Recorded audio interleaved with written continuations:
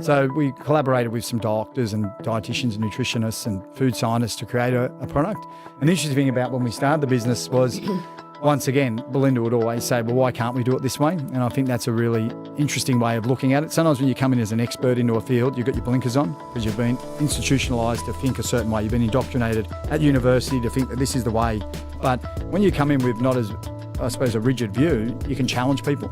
And that's what we've done. We've come into our food scientists and said, why do we have to put this ingredient in that product? Why can't we put this in? Oh, well, they've always used it. Because everywhere we went, everyone wanted to add heaps of sugar into the product. And I kept going, why do we have to add all this sugar in the product? And they said, well, because sugar's cheap. So if you want to go into retail, you have to put sugar in your product because there's no margins otherwise. So that's when I went, well, no, we're not going to go into retail. We'll just be an online business and we'll make the best product ever. And our margins will be smaller, but if we create a great product, which is the problem, that's the problem with when you go into the supermarkets now, the products are still labelled with sugar because sugar's $1 a kilo and protein powder's $20 a kilo. So how do you make it taste good though?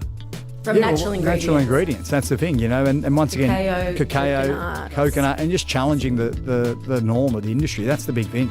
Because people get lazy and they become comfortable in the ways that they do.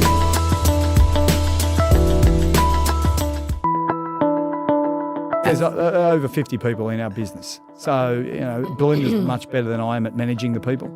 I think rugby league, whilst it taught me a lot of valuable lessons, it also has made me sometimes not as soft with people as I should be. You know, in rugby league, the beauty of it is that there's no BS. You know, you're standing next to a guy shoulder to shoulder on the football field. If he makes a mistake or if he doesn't, you know, I suppose, deliver on what he says he's going to deliver on, you're pretty brutal. You come into the real world and you realise that sometimes that tact. You can't punch people in the face. You can't punch people in the face. You'd like to. I'd like to, you know, but you can't. So, you know, if someone makes a mistake in the organisation, you tend to forget that sometimes that resilience isn't built into your staff as much as it is in a football team. It's a totally different sort of environment.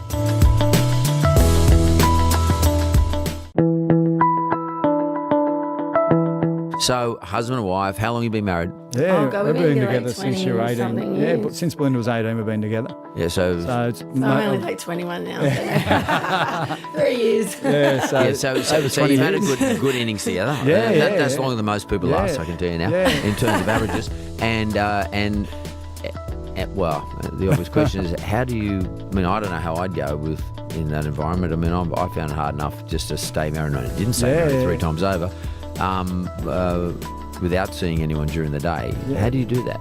Well, your wife's got to be made of Teflon. So when you lose your temper or you do fight, you don't hold on to it. You've got to be able to move on and know it's not personal. And I think you have to really love the person to start and then go into business because it is a lot of pressure, even if things are going great. Totally.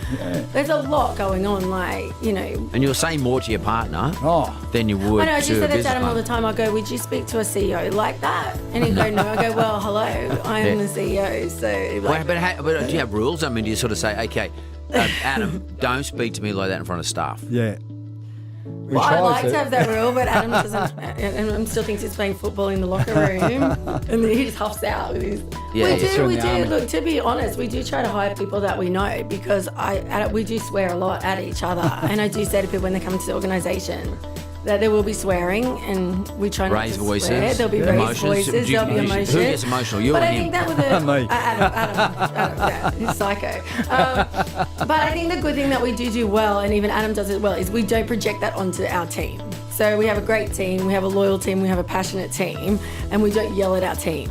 And we don't, if they make a mistake, we don't belittle our team. You just each other. Just each other.